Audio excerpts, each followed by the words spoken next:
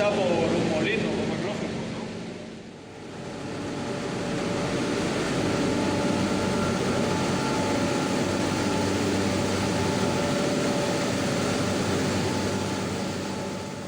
Aceite de girasol, eso lo habréis oído alguna vez y si no os lo comento. Bueno, no está en el pliego de condiciones de la denominación de origen y es para mejorar las características del pimentón organolépticas, el sabor, el aroma, el brillo.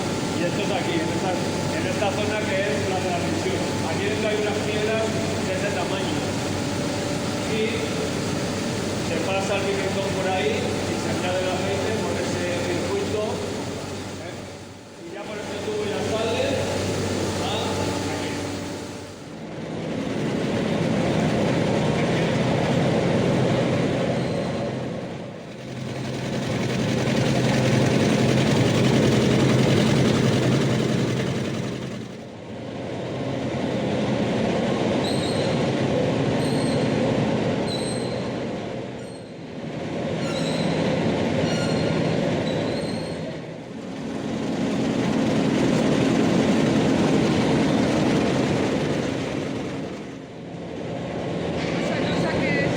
Sí, porque no es.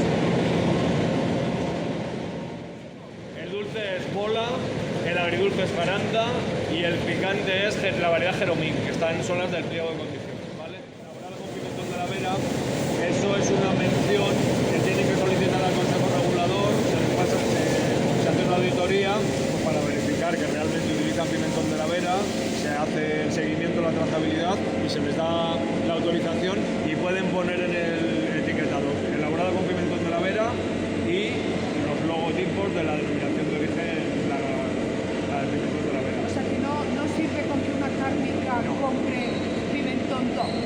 Tiene que Tiene que pedir pedir una autorización para poder